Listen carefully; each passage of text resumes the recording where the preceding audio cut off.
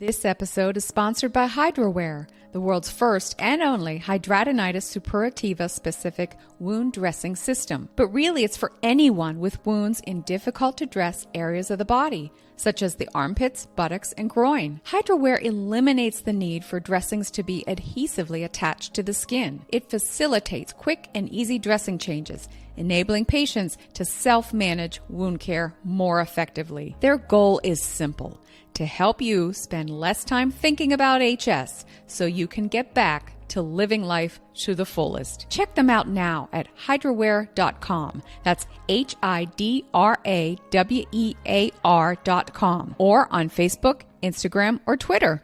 And folks, Hydrowear is now available in the United States using your insurance. It can be prescribed by your provider, billed directly to your insurer, and delivered right to your door. Check out the Hydrowear website for more information. Hi folks, Wound Care Karen here. This is the second part of our Hidradenitis Suppurativa discussion. I strongly recommend that you listen to part 1 first. This is Wound Care Karen and my special guest, Mahsa Kharazi. So I think in addition to all of that we've talked about, I really want to talk about like how to take care of when you do have a lesion that's open. Yes. You know what I mean? Mm-hmm. And this, because we're on the roll of the whole wound care thing. Isn't that what we do? A little bit? A little bit. I know a little bit about it. A little bit. So there's so many different types of wounds and so many different types of lesions that you can experience. But I feel like I could safely group them into some categories. But I want to talk about first, you know, like when you have an open wound, like what we're describing. Mm-hmm. So because you're wound care, Karen, do you want to give us all some of the basics of wound care? Yes, I will take this opportunity. Right. Yeah. And so I'll start with some myths about wound care. And one of the biggest one is that if you have a wound, you should leave it open to the air, that it needs to breathe. And I'm here to tell you that's actually not correct. And in the 1960s, we found that out, and that'll be a whole nother podcast. But wounds actually heal faster with less scarring with what we call moist wound care. What was that word? Not wet, not dry, moist. And so, yeah, you'll hear me talk about this a lot. But moist wound care heals faster with less scarring. Another thing is regarding cleansing of your wounds, we don't recommend harsh ingredients, which again can be a natural thing to try and do with HS, again, because you think it's infected or it smells bad. Oh, so I'm going to put, you name it, Listerine, alcohol, peroxide. I need to Girl, burn I'm not this. even kidding. I've read on a lot of these forums, they're cleaning their skin with Listerine. Please stop. Please don't. Please stop. Please. And then I've heard there's a popular, like, we're in central South Texas, so we get the Mexican soaps. And there's one called Zote. And then I think there's another kind that's also available called Fels Naphtha. Okay. Yes, I've heard of Fels Naphtha. You would. Hey, yins want to go down the creek Listen, and wash with Fels Naphtha, Mahsa? No, I do not, because Fels Naphtha and Zote are laundry detergents in bar form. Do not put them on your skin. Please don't. I've seen a lot of people who have done it, and they seem to get results right away, but it's really the worst. Don't do that. Oh, and you're harming your good skin. Yeah, and let me tell you why. Not only are you harming your good skin, you know, detergent is never meant for directly put on skin. A lot of these products are what we call cytotoxic. Let me break down that word for you. Cyto, right? Cyto meaning cell, toxic meaning poisonous to. So it's poisonous to cells. So yes, while it might kill bacteria or germs, it's also killing good cells. It just doesn't know the difference. So when you use cytotoxic products such as Listerine, alcohol, peroxide, probably a high concentration of Fels Naphtha. Yes, you might be killing some bacteria that are on your skin, but you are also killing your good, healthy skin cells or baby skin cells or tissue cells that are trying to grow. It doesn't know the difference. It just kills things. So please don't use harsh things on your wounds or skin in general. That's my soapbox, literally. Thank you. I joined you up there in spirit. Right, right. So like we used to say put the hydrogen peroxide and you could see it bubble. Because you know it's working. Because it's working. Yes. Like the scrubbing bubbles that you put in your bathroom. Right. Right.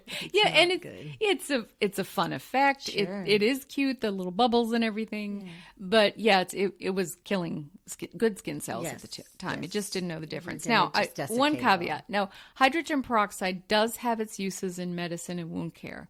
If my son was riding his bike and he would fall on the road and get a big abrasion, the very first wash would be hydrogen peroxide because I'm trying to clean out all that gravel and dirt and, the very first wash. That's fine to use it then. But wound care thereafter, I would use, soap and water or plain water. Mm-hmm. Peroxide. Saline if you have it. Yeah, saline if you have it. Wound cleanser if you have it. But yeah, not peroxide every day to try and heal your wound because you will actually slow wound healing. So do I have to use a special kind of soap? No, we recommend mild soaps. So what about Dial? Antibacterial soap. Right. Antibacterial hand soap. Personally, me and my microbiome, and this is my opinion, I don't think that we should have or use a lot of antimicrobial, antibacterial things to wash our hands and to shower with because we might be hurting our own perfectly normal microbiome. So I'm so glad you said that.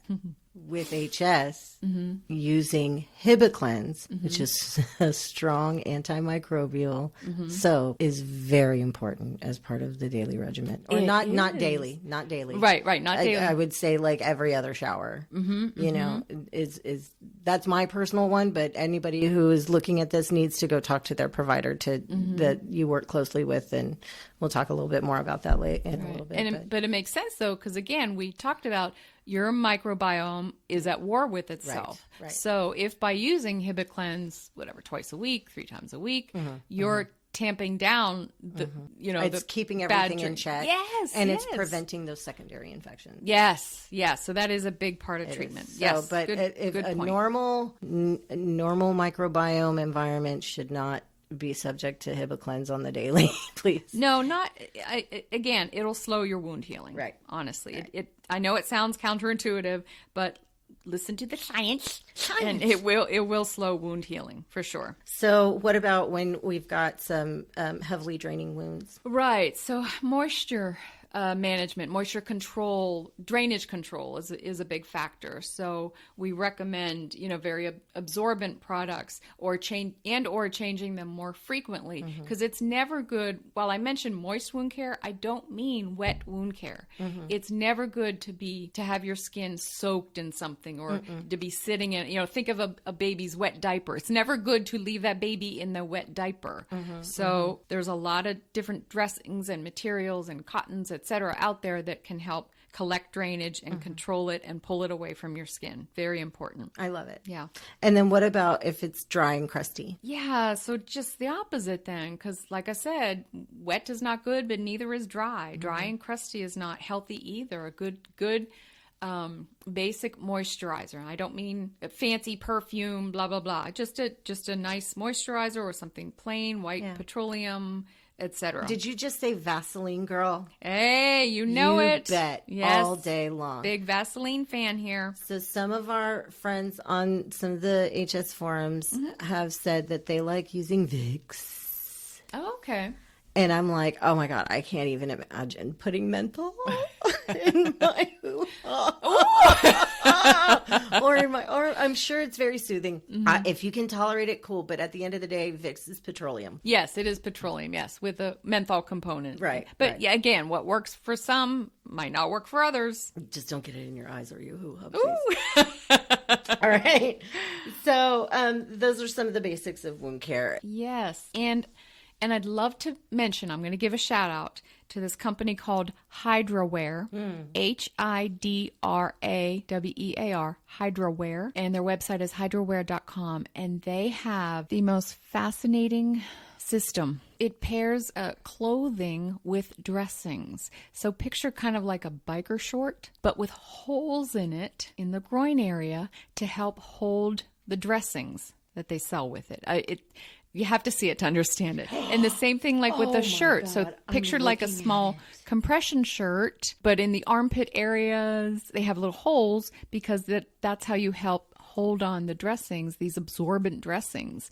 And so you can still be active and go to your job or go to the gym, and these clothing / dressings help hold your dressings in place. It's just awesome. I can't shout out enough. So please just go to their website, hydrawear.com. They also have excellent resources for patients, for providers. Sometimes this can be paid for by insurance, these dressings. The prescription pads are available on the website. So please check this out, hydrawear.com. So it's great for moisture control, covering your dressings, again, while you're living. So highly recommend it. As you were talking, I looked it up. Yes. Where has this been all my life? Oh my God. Right? It's beautiful. I might actually cry right now. It's elegant. It's beautiful. It's so simple yet elegant, right? My God. It's like, why didn't I think of this? I've been jerry-rigging yes. this kind of stuff for myself. Yes. For years. Exactly. Wow. Yeah. It's awesome. It's a great resource, guys. Check it out. Hydrawear.com. Oh, and the kind of resources they have available on the website for patients. Oh, yeah. From anywhere from mental health to food and everything in between, lifestyle. You're right. Wow. Even if you don't need their dressings, even if you're not shopping, please just go to their website, hydrawear.com, because they've got it all. It's a really great website. Speaking of foods and diet. Yeah. Sometimes I hear you talk about nightshades. Yes. What does that mean? So I love science, but I'm not a botanist. So what I do know is that nightshades are a family of plant. Mm-hmm. And so they're in the same sort of line as like, have you ever heard of belladonna? Yes. Right? Yes. It's this poisonous plant. Mm-hmm. Guess I'm what? a witch, so I know what belladonna is. You know what? Same. So let's go circle around the moon and drink all the mushroom stuff and belladonna juice. Right. So, okay. So in this family are some vegetables that are related. Mm-hmm. One of them being white potatoes, tomatoes, eggplants, and tobacco. Wow. Right? Very common. Yes. Very common vegetables and plants. Right. Okay. Right. So, and there's a whole list, and I'm not going to get into it. I really encourage you guys to go and seek out what these nightshade vegetables are. Why am I talking about this? Yes. Why did I ask you about nightshades? What does this have to do with anything? These have often found to be a trigger for flares in not just HS, but a myriad, if you will, of autoimmune and autoinflammatory disease. And even people who don't have these auto thingies, right? Who have food sensitivities usually can point back to nightshades. Very very commonly. So we've got gluten, we've got sugar, and we've got nightshades that are on the bad list. So I highly recommend in your journey of getting to know your HS self is figuring out what your triggers are. Mm-hmm. And some people have food triggers, some people don't. Right. It's different for everybody, right? No two HS patients are the same. This is why it's the unicorn zebra thing that it is.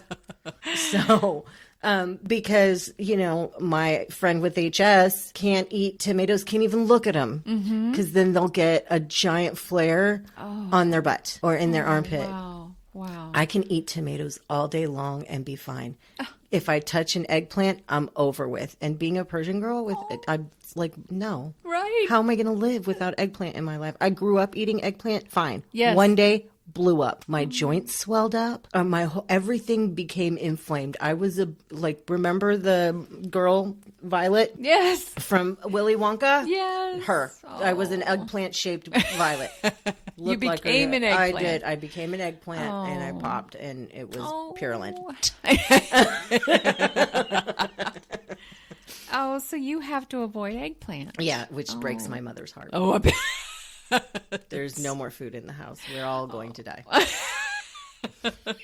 Okay. Which again might explain why smoking then might be a trigger for some, because if tobacco is a nightshade, absolutely, and you inhale really it, firmly believe this. This is all so, making like, sense. again, not only are cigarettes full of 1,000 billion gajillion carcinogens and God knows what, like, it's almost as bad as being a street drug, in my opinion, because you don't know what is in that stuff. Oh, it's even, yes, right? Yeah. So you don't know what it's doing to you and the chemicals, which this remind me to touch on this, because I'm going to put a pin in that and talk about gluten here in a second too, as far as that's concerned. But tobacco is also a nightshade. So not only do you have chemicals, you've got the tobacco plant itself that's a nightshade, and it's going to cause inflammation. Okay. Right? That makes a lot of sense. So don't do it. Wow. Yeah. And there are some people who can, though. I mean, right. Look, I'm going to be totally transparent through the fog of the cigarette smoke that I partake in. Because, I mean, how many people do you run into that are clinicians that aren't honest, that will lecture you and then not be transparent and say, I struggle with smoking because I cope with stress really badly sometimes. And so am I an everyday smoker? Do I do it all the time? I probably shouldn't. And I've gone through long, many multi, decades of not smoking, and then I'll have one. Yeah. And it'll start me on the wrong path. I see. And nursing school was one of them, and it did not. Yes.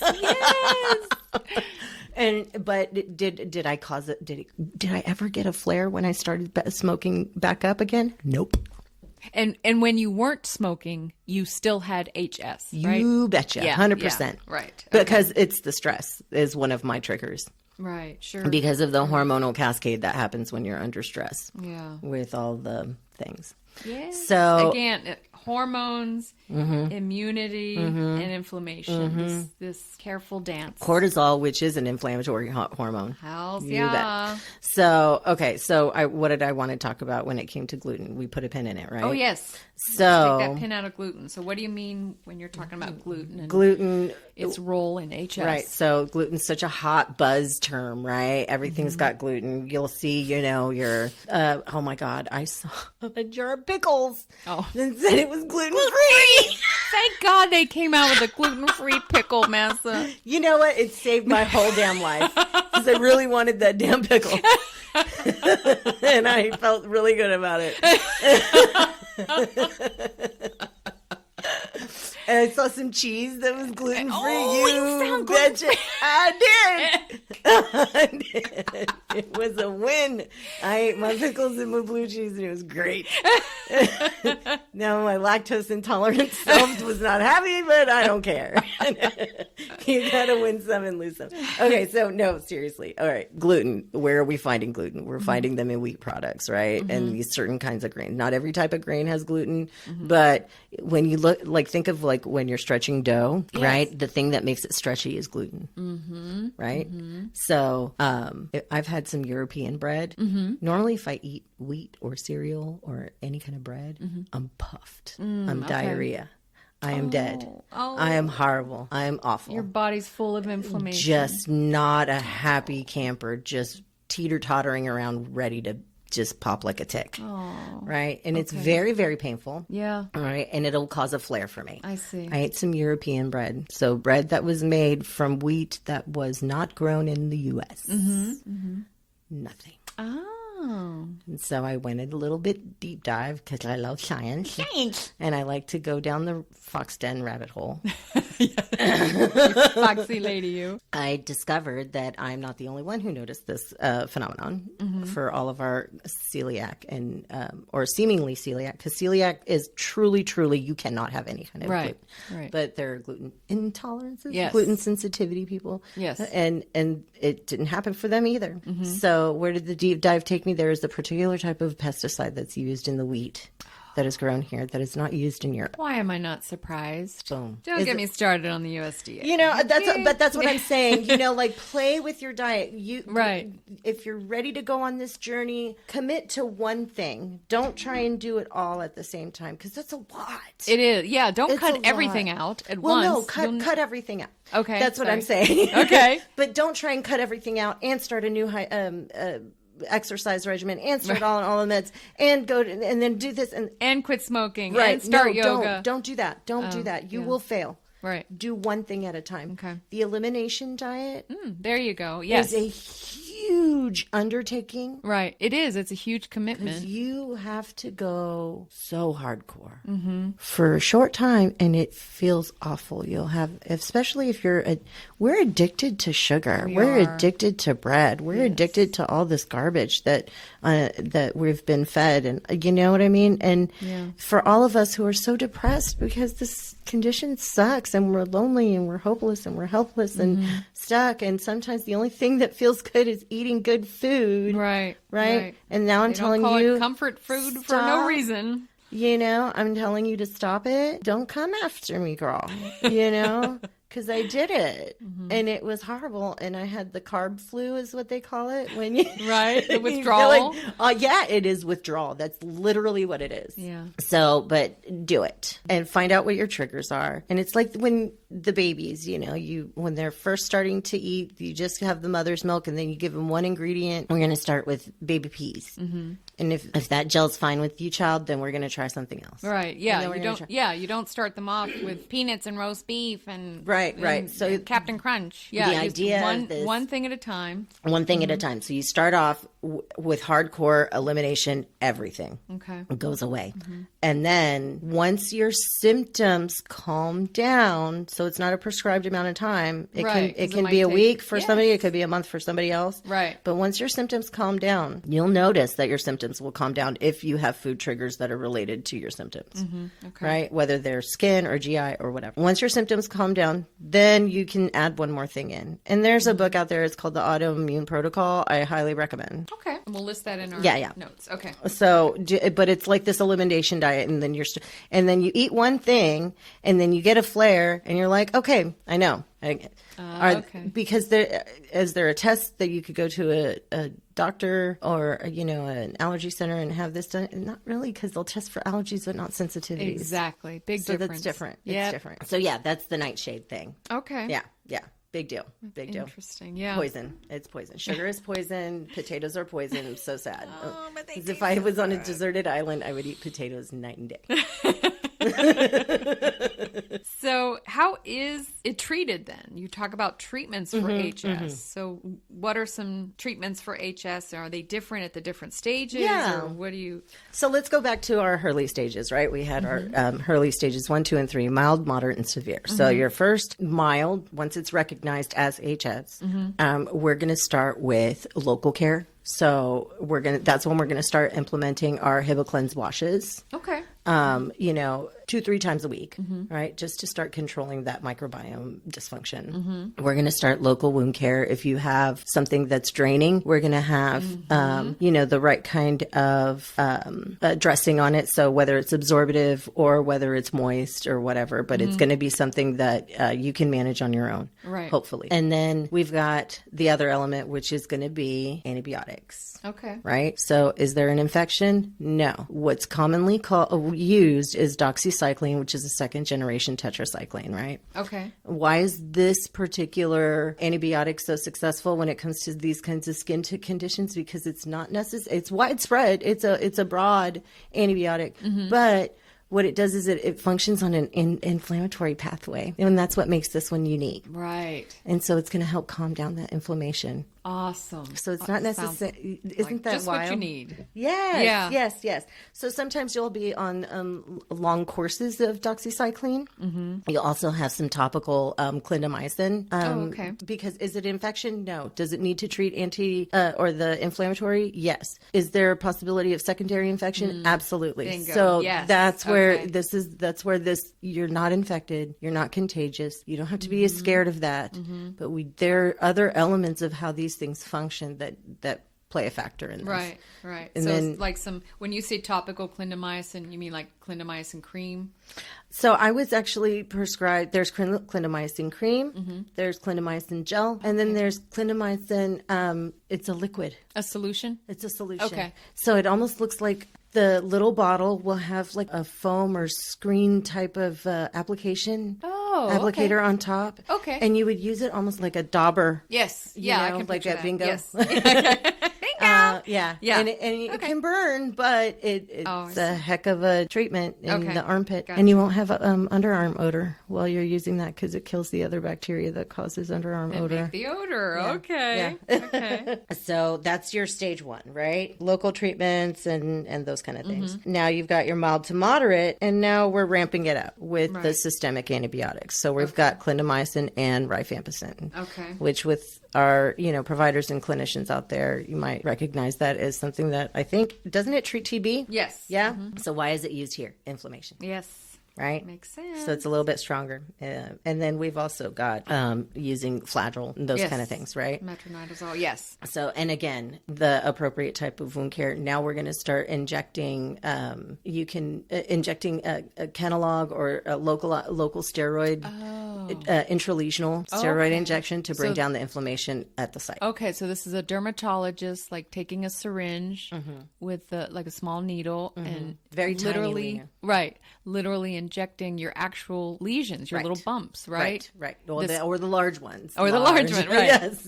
Yeah. Injecting the steroid right into them. Correct. Okay. And then we're also going to start seeing INDs happen here. So incision and drainage of large purulent filled, these areas of fluctuance, and it's going to smell and it's going to be painful. Just momentarily, yes. Yeah. But you'll feel better afterwards having gotten the bad stuff out of you. Karen, right? you just did this for me the other day. I had a big one on my breast, and I couldn't get to it myself. Right. And but not with both hands. Yeah. No. Yeah. And I've done, a bad girl me, but I do them to myself because I have the training. Right. You're a clinician. Right. And you have access to sterile number 11. I don't recommend scalpels. the average Joe at home squeezing. Because what happens when you squeeze, it's so tempting to squeeze, but what happens, especially with HS, you're pushing all that material further into the deeper structures of the skin. Into the little fox dens, the little ant hills. And so that's how you end up with exacerbating these sinus tracts. These, and this is how a secondary infection can be caused. Yes, or this made is how worse. you have widespread, you can go from being moderate to severe by just squeezing. Yes. No, and the scarring alone. Yeah, Absolutely. Please don't try this at home, Don't folks. do that at home. We are trained clinicians, and this is why we recommend everyone get a good dermatologist. Because again, they'll take a sterile scalpel, and they'll simply First, we'll start with the lidocaine. We'll go, and I'll say this right now: the lidocaine injections are the worst part. That's the hardest part of because it, right? it's going into inflamed areas that it doesn't want to be, and it burns. But it burns until it doesn't. Right, till you can't feel anything. Yes, and then after that, you go. Yeah, it's a nice little waterfall of purulent. Right. So they stick the scalpel in, and then allow the purulent drainage to run out. You kind of like milk it out, right?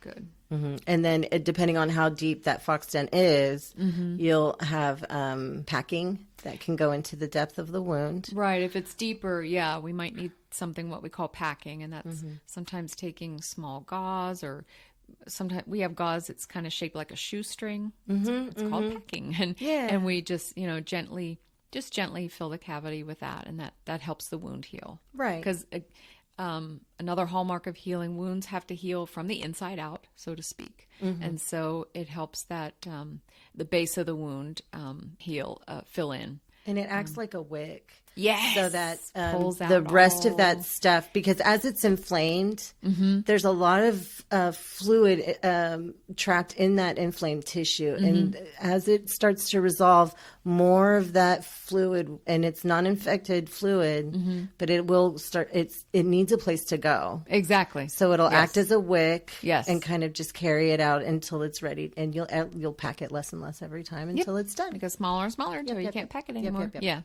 Cool. So that's a moderate, right? Now we've got severe.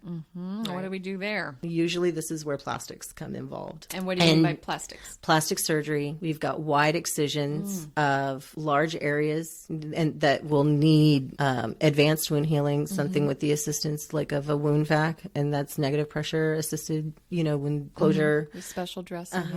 Yeah. So what the plastic surgeons do is often called de-roofing. Yes. And I think that's a good term because helps me understand, again, if you can picture a roof on a house and the roof isn't good anymore. So they're like taking the roof off, taking the roof of the house off. And what they're removing all those infected follicles and, just all that scarred skin taking around out all it. the bad tissue. Yes, get rid of it. Yeah, where all the follicles are gone, all the tissues are gone. Hopefully they take out all the sweat glands too. Yep. Does it mean that it'll never come back? It reduces it considerably, significantly even. Yes. But is it a 100%? No, unfortunately. Mm-hmm. Right. So. But generally what we find for that area that they have de-roofed, it helps it immensely. Mm-hmm, absolutely. It's very, very hard for a new hidradenitis lesion to pop up in an area that's been de-roofed. Yes. Now, that doesn't mean they go and de-roof your entire, both armpits and all groins and all of your buttocks. It's staged. Yes, exactly. It has to be staged. It's only where you need it the most. Yeah. And I've seen it. I've seen pictures of people and stories, personal accounts of stories of people who have had their entire groin and pubic area completely de-roofed. Mm-hmm. So, and de-roofed again is, like you said, it's deep. It's not just picking off a scab. De-roofed is not removing the top layer of skin. It's going deep. Right. Right. So it's taking off the roof of the house and emptying the contents. Yes. Right. Of what's inside. So and that whole pubic area, and then it was reconstructed with a brilliant plastic surgery, and this person has a normal life. Yay! And no. Since I've heard that story, I haven't heard of her having, crazy flare-ups in that same area again. Awesome. Yeah. Wild, right? Cool. Yeah, there's a light at the end of the tunnel. That's awesome. So plastic surgery for the reconstruction and the surgery. But there's daily management. So now we're into the classification of biologics and DMARDs. So these are the type of medications that correct me if I'm wrong. I think this type of medication was first attempted to be developed as like a chemotherapy, but it didn't really work as chemo. But they found out that their patients who had cancer that also had RA, rheumatoid arthritis, they had significant relief in their RA symptoms. So they're like, hey, this isn't good chemo, but it's good RA stuff. So so they, through more and more research, they realized that a lot of other autoimmune disorders could be addressed by these DMARDs and biologic agents. So these type of agents are injectable or infusions. And I think there are now coming out with ones that are oral for other types, but Humira, namely, and it's produced by AbbVie, is the only one that's FDA certified to treat HS, and it's moderate to severe forms. So far, and that's what I take weekly. It's a loading dose of 160 milligrams through an injection, through staged injections, and then its maintenance dose is one injection a week of 4 milligrams in, I think, 0.4 milliliters. So it's a tiny one. And it's easy. And they've reformulated it so it doesn't burn anymore, so it doesn't even feel it. Yay, and science. I show my kids because it comes in an auto injector. Right. And I show my kids, and it creates like a little bullseye, and I'm like, it's bullseye time. And we make a thing out of it so that they're not afraid. Right. That's great. Kids should not be afraid of needles. I think that's something we have to get over here. Yes. And it keeps mommy healthy and happy, and you're able to play with them and be with them, and it's all part of healthy living. Right. Yeah. It does kind of take you out a little bit, but everybody has different reactions, and so there's a lot of fear in the HS community about Humira because of the potential side effects. Right. So only you and your provider can have that conversation. And only you can make that decision. For me, I felt like the benefits were going to outweigh the risks, and it really has given me my life back. I work a job. Right. I've been a full-time student and a full-time employee and a full-time mom and all of like these multiple full-time things. And HS has gotten away. I'm married. I have a sex life. I have, you know what I mean? Right. I have my life back. Right. Awesome. You can have a life and have HS. Awesome. No wonder you call yourself a warrior. Well, listen to this. That's great. No, and it can be, debilitating. It can be. like I said, there is a light at the end of the tunnel. Yes. There is a way to treat it, Yes. not cure it, but to treat it and live with it. Management is the key. Yes. Management. Yes. I go to therapy. Awesome. I take care of my mental health. Not well all the time, but that's part of the journey. Thank you, Karen, for dealing with me. I'm practically insufferable most of the time, I think. Right. So, but it talks about this team so if you have HS, we encourage you to build a team, right? Including so your primary care doctor or your general practitioner obviously should know about this. Yes, because more than that, all of us with HS have these other comorbidities. So you need more than one person on your team. Your dermatologist or your rheumatologist cannot be your only person. You have to have, if not a specialist for each, then somebody who you can go to that has a good understanding of who you are in holistic care. And what do we mean by holistic care? It means you are getting taken care of as a whole person. All of your various conditions, but also your health. Yes. It's not just disease-centered, it's health-centered. Yes. And that includes your mental health, your spiritual health, and your sexual health. Yes, social health. Yes. All of it. So you need, and if you're not going to get holistic care from one provider, you give it to yourself. Got it. By building the right team. Awesome. So educate yourself as much as you can. Yes. Clinicians, get out there and educate yourselves because somebody out there has HS and doesn't know it and is afraid to talk to somebody. Yes. Or has been traumatized. I had a boyfriend break up with me and I didn't tell anybody. For 20 years, I was afraid for anybody to touch me because the one guy was like, it's the skin. And this is way before. This was in my 20s. I thought I just had acne or blackheads. Oh. You know what I mean? Right. That guy's a miserable prick. And so I'm not even sorry about it. He's not living a good life right now. Karma's a you-know-what, babe. It's one of me is what it is. So. Right, but it's embarrassing. Yeah, it is. Yes. And it's depressing. It's isolating. Yes.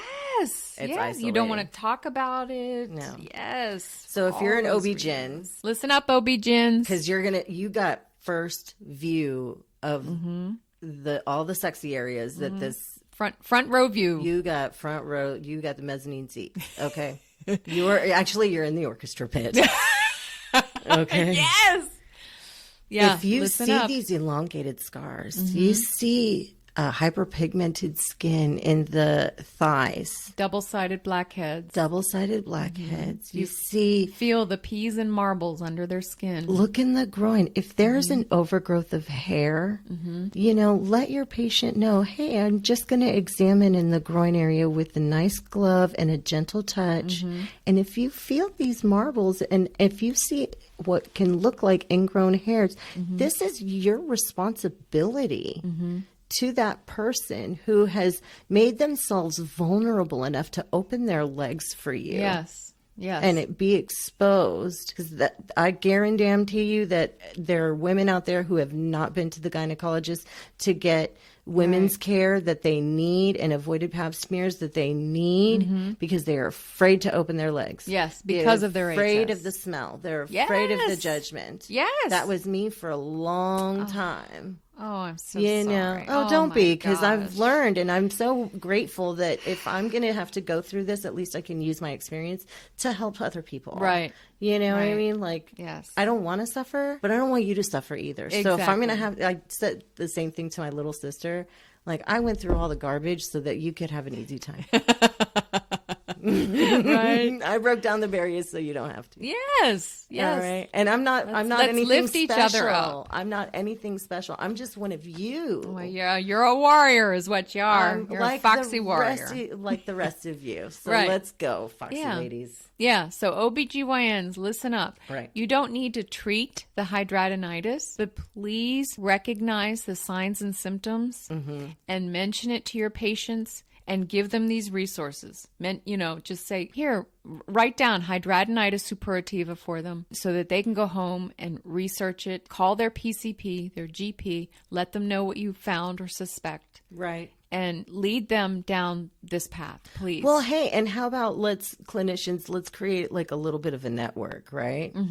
to say, I know I can't treat this, which actually I've heard of some OB-GYNs treating it because there's that hormonal component that is suggested, Yes. but they work hand in hand with the derm, or the rheumatologist, right? So get to know what kind of experts are in your area as a clinician, because it's so overwhelming to the patient that just found out I have this thing, this incurable progressive. I'm gonna die from this thing. That's what I thought. Right? It's a scary I already word. know how I'm gonna die. I'm 30 years old, and I'm not 30 anymore. But that's what was my thought. I already know it's going to kill me. Oh my gosh. So what and there's nothing I can do. What, they're going to put me full of chemicals? I got to go through jumping through hoops and expose myself and I got to explain it to, how frustrating it is for a patient to have to explain their own condition to a doctor. I can't even imagine. It is not pleasant. It is not pleasant. It makes you want to not go, and it does not build faith in the healthcare community. Right. It just makes everybody think that, you're out for money. All of those things that we try and fight so hard against as healthcare workers. Yeah. To create a trusting environment for our patients. Right. Right. All of that is totally dashed in a moment when you've got one person who doesn't understand. So, yeah. Anyway, that's my 2 cents. Again, back on the soapbox. We just leave it to the side just in case. Right. Again, so it's HS, it takes a village, right? It does. Dermatologist, rheumatologist, your primary care doctor or general practitioner, general provider, possibly wound care providers like us. We see a lot of HS patients. Gastroenterologists, if you feel there's a stomach component, a colon component, infectious disease, possibly plastic surgeons sometimes, physical therapy. These lesions can be debilitating and scarring, and physical therapy is a huge component in healing and maintaining function. I see my physical therapist twice a week. Awesome. Awesome. Yep. Pain management if needed. And mental health. Mental health. Therapy, folks. Yep. Therapy. Everybody needs it. It's like your car. Whether you think you're good or not, that's fine. I hope you're great. Go see your therapist anyway. Because just like your car, you change the oil because you're supposed to. Right. You keep it in optimum condition. So what can you do on the daily, right? Yeah. What are some things that you can manage or do? Yeah. So the only thing I can do is tell you what I do. Okay. And I'm not the expert. And my triggers and my way is not the same as everybody else, but I'll tell you the tips and tricks that I've learned for me. Okay. And again, what works for you might not work for others, but I'd love to hear your recipe. Like I didn't mention I'm at a moderate to severe level. Oh, that's what stage you're at. Okay. Right. Yes. So that's why I take Humira. You can't qualify for even taking Humira if you're not within the more severe end of stage 2. So like in the 2-3, moderate, severe. Right. And you wouldn't want to. If you're mild to moderate, you don't have any reason. Trust me, you're not depressed and insufferable. You're not going to reach out and give me anything because this is killing me. Yeah. So yes. Okay. So you have reached the moderate to severe stage, and that's why you're on. I have not had plastic surgery yet. I haven't had any kind of wide excisions yet. Knock on wood. But you know what? I actually plan on getting some surgeries done. Okay. Because a breast lift, I have gigantic, and it's that can't be helpful with HS. No, it's not. Okay. It's not. Not only is anybody who is a top heavy gal out there will tell you that it's not comfy. Right. And so, well, since we're confessing, yes, I myself am. I had a breast lift myself. I had a breast reduction, which includes a lift. Yes, I was a big girl myself. You've inspired me. And so I wish I had done it sooner, but I no regrets. No regrets. 10 out of 10 would do it again. Well, but because you don't have much left to do it with, because you've all been reduced and lifted and perky lifted and yum. Beautiful. I love your tatas. Awesome, but I could see its use in HS because I can't imagine being a large-breasted girl and having HS. Right. No, that's a nope for me. Well, too bad. So, 'cause I got you right here. Oh, God. Okay, so you are considering then elective surgeries to, okay. And the paniculectomy. So that's, removing the belly and tightening up the fupa and all that. Yes. So it's as beautifully cosmetic as it would be. It's truly to reduce these areas of skin, kissing other skin, that I get these terrible flares. It's very hard to wear pants. So what do? What's my daily routine? I wash with Hibiclens. Okay. But not daily though, right? No, like every other. You're down to like every other three times a week. Yeah, okay. Yeah. Okay. And so like it has to sit on the skin for like 4 minutes to be effective. Yeah, read the bottle. Yeah. Right. Yes. And it doesn't suds up very good, so it just comes out of a pink liquid. But I got one of those like dial hand pumper foamy things. Yeah, the foam ones. Yes. Yeah, and just put it in, it comes out foamy. Okay.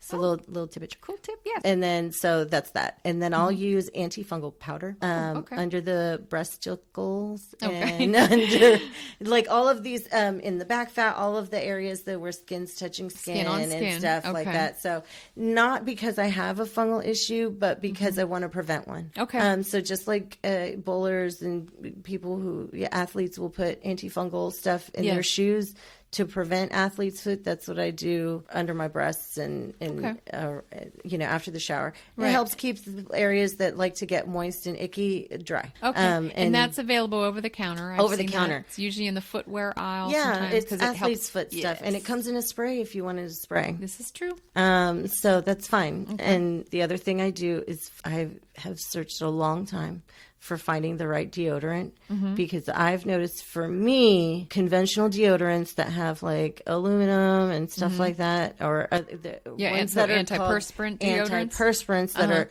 because let's remember that a follicular occlusion is a big problem with causing flares. Right. So what do antiperspirants do? They plug that pore. Literally, yes. That's its only job. Yeah. So, and I've tried the Dove spray, Instaflare. Oh, I see. Not good. Okay. So what works for me?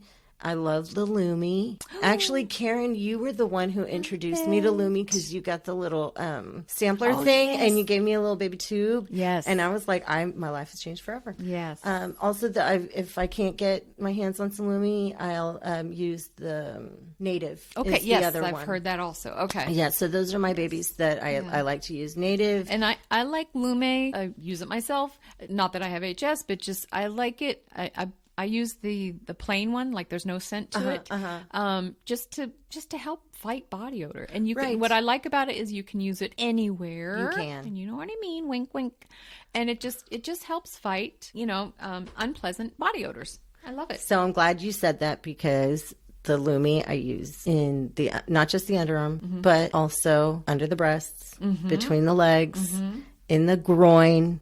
Right. And gluteal fold, we'll call that. That's what it is. Wink, wink. All right. Okay. Yeah. All right. Yeah, it's great stuff, folks. Check it out. If you have an odor problem, please check out Lume, Lume. So what do I do about draining flares while I have to work? I love wearing slip shorts. Whether I have draining flares or not, I love wearing slip shorts. I will swear by them up and down. Seamless slip shorts. What's a slip short? They look like biker shorts or like the long, like Skims or Spanx.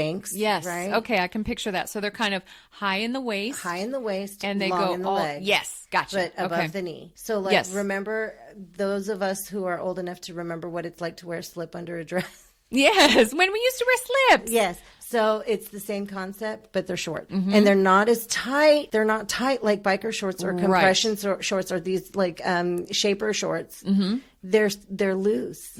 They're loose. They're loose enough to feel comfy in, so they move with your body. Right. But they're fitted enough to conform. And hold your dressings on. Yes. Clever. And the ones that I like, I get from Amazon, and they're seamless, and they're like $20 for a pack of 3. Good, because you don't want any seams, which could rub and instigate a flare. Exactly. Okay. Exactly. Awesome. Exactly. And they'll help keep my dressings in order. Right. Okay. So under the fupa, if the powder isn't working, because we live in Texas, and it's and the chub rub is real. And that's the other thing that the slip shorts are great with. Yes. Is the chub rub if it's sweating. So For those of us that don't have a thigh gap. Right. I don't know who does. Barbie doll. Barbie doll. Unreal. So under the fupa, a microfiber towel or an old t-shirt, because just like my boobs, my belly likes to hang down, and I could hold a pencil or a textbook under those guys. So I'll put an old t-shirt or a microfiber towel to just help with moisture control in those areas. And it's non-abrasive because you want to keep those heavily abrasive things that have lots of seam or coarse textures away from your skin. Right. Paper towels are too rough. Please don't. Some washcloths could be too rough. Do not use a washcloth. Yeah. No, I love your idea of like an old t-shirt. Or, like the buttery soft ones that, your ex-boyfriend that you don't like anymore, you still have that. Put that there. Cut up his t-shirts. So again, with the slip shorts and the moisture management of that. So we talked about obesity. We talked about diet. So how am I supposed to exercise if sweating is going to cause a problem? Right. If friction is going to cause a problem, how am I supposed to exercise? Babies, sweet babies out there, just walk at your own leisure. There you go. Move. You don't have to follow a program. Not until you're ready. Right. But do something. Wear your slip shorts. Put some panty liners in your underarms. Yes. Of the shirt. Have the sticky side fit to the seam on the inside of the t-shirt. Yes. To catch the sweat. Yeah. All right? And just go for a walk. Go for a walk. Go it doesn't every have day. to be a 20 jog. minutes, 30 minutes. Right. Do it. It could be 5 minutes. It could go down to the mailbox and back. Yes. Something. Start somewhere. Yeah. Don't put any restraints on yourself. Don't put limits on yourself. And don't make your goals unattainable. Right. And don't beat yourself up if you don't reach a goal that you did set out for yourself. Start somewhere. Yeah. You did something, and I'm so proud of you. Yeah. Be proud of yourself. Do something. Yep. Right? That's where it is. So start somewhere. If you mess up your diet, that's fine. Tomorrow's another day, right? Yes. Another day above ground is a win. Let's do that. There you go. Right? Yeah. So those are kind of like the tips. That's my routine. Like I'll do the shower, I'll do the dressings, I'll put even on a closed flare. So something that hasn't surfaced or started draining, I'll put mupirocin, which is a strong antibiotic ointment. Okay. And it treats staph because that's the most common type of secondary infection. Okay. And it's moist. So, and I'll put an occlusive dressing on there like a Mepilex or a Duoderm. Okay. And I'll just leave it on there for days because these are waterproof. I can shower with them on. Right. And it'll help it come to the surface, or it'll help it. And if it doesn't come to the surface, it'll resolve. Okay. If it doesn't, that's when I have to go into the dermatologist and have him do a little injection of some steroid into the lesion. Okay. And it's fine. So what do you do if you don't have insurance? What do you do if you don't have a lot of money? Right. All this stuff sounds costly. Right. It's doctors, dressings, special diets. Yeah. So vegetables are cheap. Old t-shirts are free. You can get Kotex from the dollar store. Yes. You do not need fancy medical dressing. You can get Vaseline at the dollar store. Yes. Your emergency department is there for you for an emergency. That's if you have a fever. That's if you're vomiting and you have an infection. If you are in so much pain that you can't stand it, go. Go. You don't have to tough it out on your own. Just go. Or urgent care. If you have an urgent care near you, might be more appropriate if you're just, If you need an IND and it's incision localized, and drainage, yes. Right? Go to your urgent care. I've done it before and they're happy to do it and it's fine. But your emergency department, they're all, because how many of our patients have come through the wound clinic after getting released from an inpatient stay? That's when we find them, and they've had IV antibiotics for a course. They had an inpatient stay. They had surgical debridement. Yeah. And they were told that it was an ulcer or an abscess from diabetes. Yes. And then they come out of the hospital, they come to us and we're like, oh, look, I think you have HS. Yeah, right. Because we take their full history. Right. We listen to their story. So if you need to go to the ER, go, but then follow up with something. Yes, please. Yeah. The ER cannot be your only resource. It'll be expensive, right? Either on you or on taxpayers. And it's not the appropriate full-term treatment. ER is not your primary care. No. So I know that it's tough when you don't have a lot of money. I've been there too. Home remedies, do what works, but there's a way. buy. I highly encourage people who can get affordable health care to get something. Yes. Something. Start with your primary care. There's always an avenue. Look up charities around you. Very often there are charities or funds or places you can go, free clinics. We are blessed to live in a huge city here of San Antonio. We have many, many free clinics, charities that either have dressings or give free medical care, or so just research. Just type it into your search bar. Did I tell you that that's how I got diagnosed? It was before I was ever in healthcare, because I didn't become a nurse until I was well into my mid to late 30s. Okay, and so I'd already had my babies, and my skin went haywire, and I was experiencing these things, and I was very poor at the time. I was actually on welfare, which I'm grateful that I had that, hand up when I did.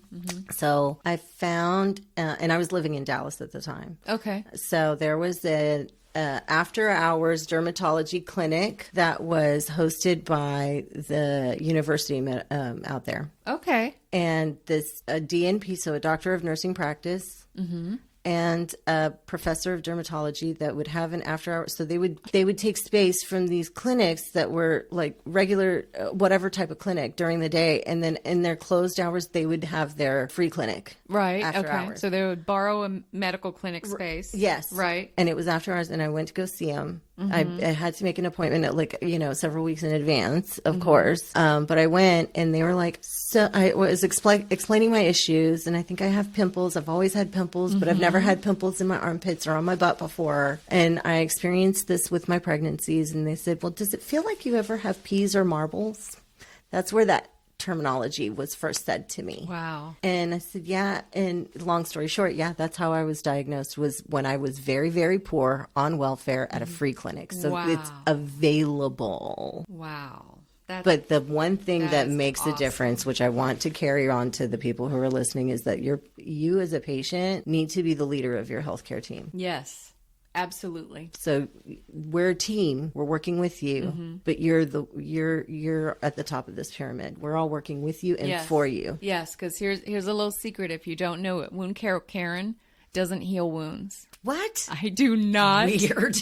I have yet, other than my own, I have yet to heal a wound. Yeah. But I can teach the patient how to create the right environment to heal their own wound. That's how Wound Care Karen operates. Wow. Wound Care Karen is like a wizard. But you're right. Yeah. So as the patient with HS, you are in control. And you need to take the most active role in your healing. So that means stop being offended when your clinician doesn't understand. Now, if they're being condescending and, not good, then that's maybe not a good fit. Right. But as a person who has taken the time to become self-educated about this condition that's affecting my body, and I run into a clinician, I understand that not everybody is going to have knowledge about this rare thing. Right. Strange, weird, unicorn, rainbow zebra thing. So I'm happier when it does that my dermatologist, who is very well versed in HS, is my go-to. But if other ones who I need to communicate with about my other conditions in health management who don't know, that's my opportunity to educate them and inspire them to go learn about it, to get in on the healthcare team. Yes. So let's not kick rocks, okay? Let's not throw stones. No, that's right. That's what it is.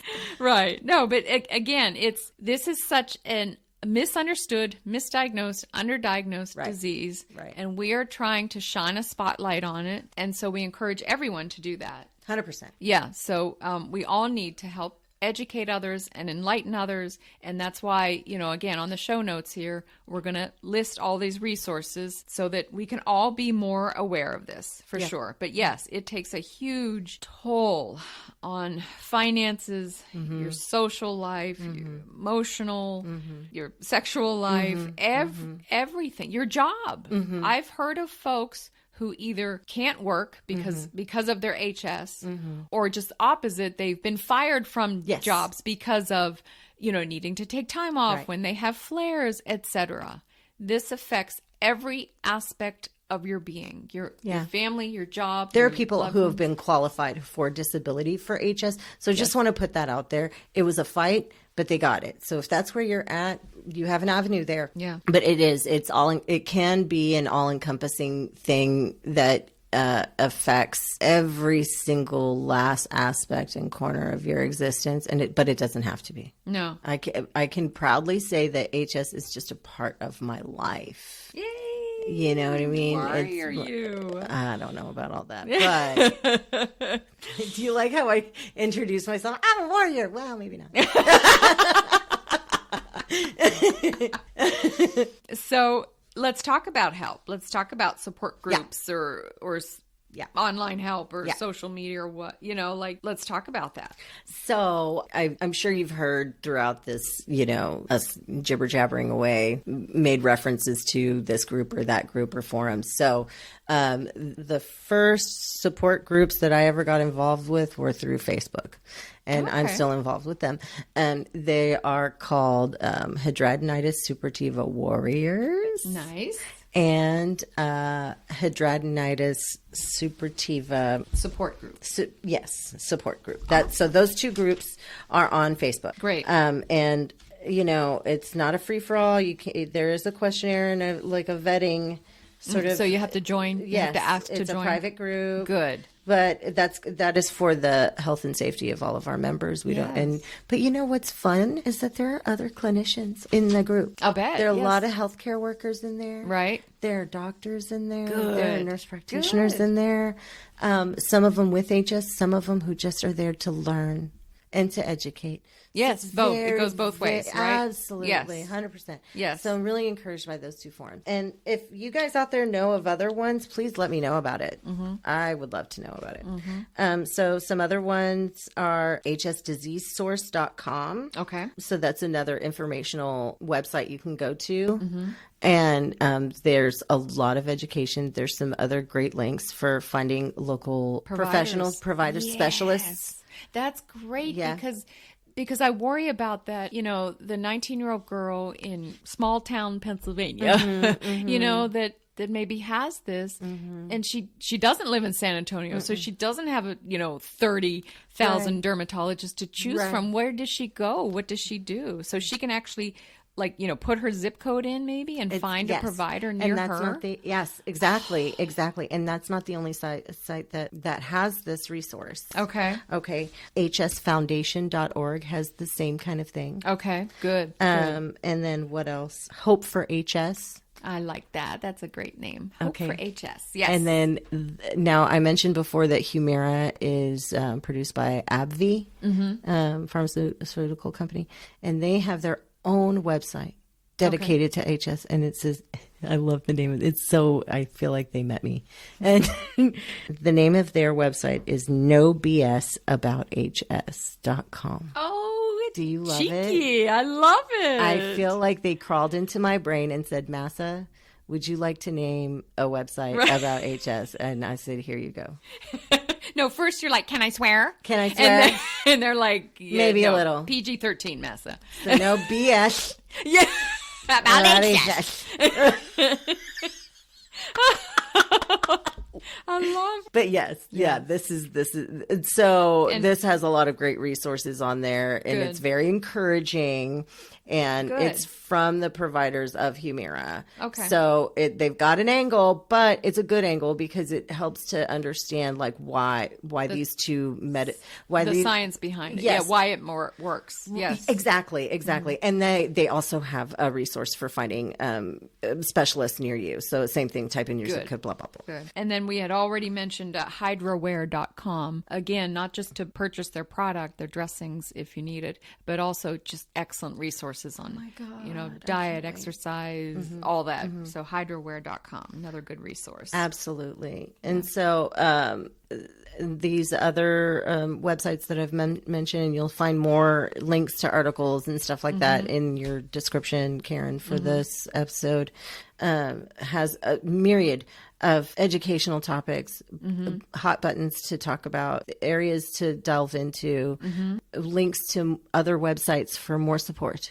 Right. So you really see that the HS community is building a network around the world for support. Yay. And it's really, really beautiful. And it's about time. It is about time. Because there's still, for as much, like I said earlier, for as much as we know, there's that much more that we don't know. Oh, there's so much we don't know. For every question that you get answered, you have 30,000 more that are, pop up. But what about this? But what about this? that? But this doesn't work for me, but it works for her. Yes. Black hole, fox, den, rabbit, tornado. Yes. Of unicorns and butterflies.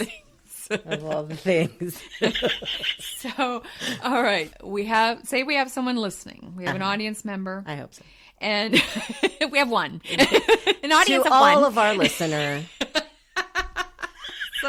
So maybe they think they have it. They have some of these symptoms we've mentioned. Yeah. Just speak to them. What's their first step to do? What can they do? Okay, first things first, I want you to look in the mirror and tell yourself that you love yourself and that you're worthy of it all.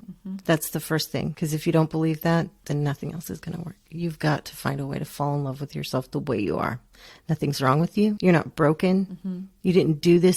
This isn't a punishment. You're not contagious. You're not cursed. You're not cursed. Right. You're not unlovable. You are so worthy. All right. You are a blessing. So that's the first step. And then you get on the Google machine. And then you wash your hands and then get on the Google machine. Because the keyboard is very dirty. And everybody sneezes on it. You get on the Google machine to look at these resources that we've talked about. All right. You come to our show notes and you look at these resources, and then you find a specialist in your area. And if you can't pay for it, call them on the phone and ask them, how can you help me? A lot of times they will. Yeah. But specify. Say, I think I might have this thing called, you can say HS or hidradenitis suppurativa. Look, even I have trouble saying it. You could even say, hey, I have these big red bumps that drain, and they're in my armpits and they're in my groin, and it's hard to walk and they hurt. And I heard of it, and I think it's called HS. Have you ever heard of that? Right. Do you treat that? Right. Yes. Right. Exactly. And if they say no, then they're probably not the provider for you. No. Just move on to the next name on the list. Move on. We'll There's find someone. Gonna be a yes in there. Yes. Somewhere. Needle, haystack. Right. Oh, look at you, Mahsa. You went to a free clinic and happened upon.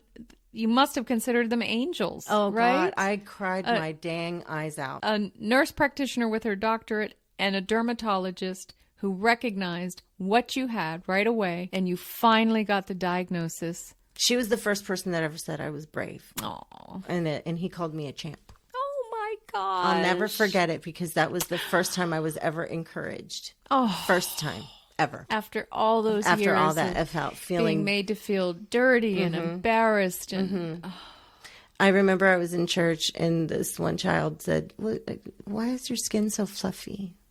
Aww. And I was like, oh, poor baby doesn't even know, but I must look so hideous and disfigured to this child, to this baby girl. Aww. And then I was upset about it later, because I felt so bad that I might have scared this child.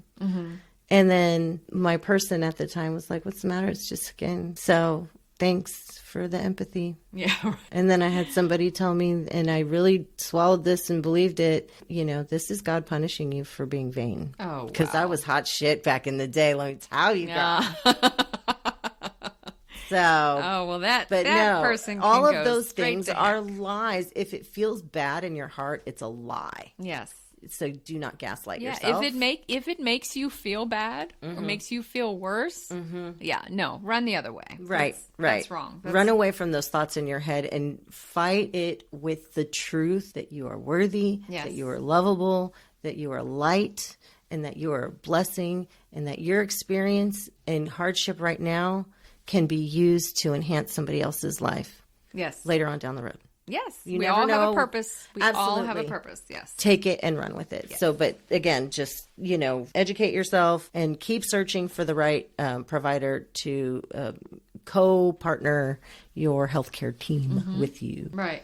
Yeah. Yeah. Awesome. Okay. So we've listed sources and resources. We'll link them in our show notes. I think we've covered it all. I think right? we've covered Pretty all sure of it, we've hit and then all of some, and maybe talked about it more than 3 times on each point. You're welcome. Oh my gosh. So I am gobsmacked. I'm more educated. So even, this is what I love. This is what I love. Yeah.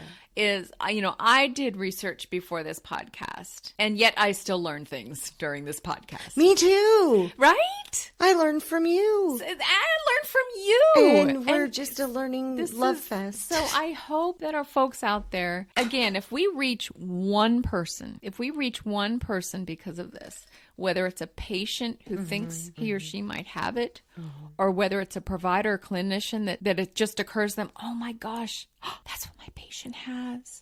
If we've reached one of those folks out there, then this will have all been worth it. All the hours, all this research, right? All this equipment.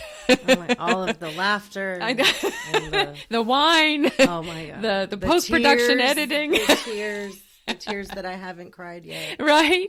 It will all the soap operas and the soap boxes. Then it'll all be worth it for sure. 100%. So, okay. Awesome. Let us know your success stories. Let us know your struggles. Contact@woundcarekaren.com. Thank you for having me. Oh, Mahsa, I so have much fun. And I'm going to be the second person to call you brave. Oh, stop it now. To come on here and just be so vulnerable and mention what you have and help us and share your journey with us. I cannot thank you enough. It's priceless. What I'm paying you is not enough. Which is nothing. I'm working for free. And a Dr. Pepper. It's not even sugar free. It's just, I cannot thank you enough. It's my true, deeply heartfelt pleasure. Thank you. Thank you. Yes. So let me ask you. Okay, let's say they're going to make a movie about you. All right. What celebrity would you like to play you? Ooh, baby. You know who I love? And she's a little bit older than I am, but she's got my heart. Okay. Because she's freaking weird. And she's got wild, crazy, curly hair like I do. Oh, awesome. Do you know who I'm going to say? No. I wish she was Persian, but she's not. It's Helena Bonham Carter. Oh, yes. She's perfect. Bonkers and beautiful. Yes. And just a free, wild, dark spirit. Yes. The bohemian, the quirky. Yes. Yeah, that's perfect. And you know what? She's a light. She is. And she's a warrior in her own right, so I'm kind. sure. Yes. She's And she doesn't give a damn. Hell no. She inspires weirdness. Yeah, right? I love her so hard. Let that freak flag fly, baby. Curvy like I am. Yes. And, she's the queen sister too, so I'll take it. Perfect. Yeah. Perfect. That's awesome. Yeah, man. Thank you so much. Thank you. Thank you. I'll see you at work tomorrow. Yeah, right.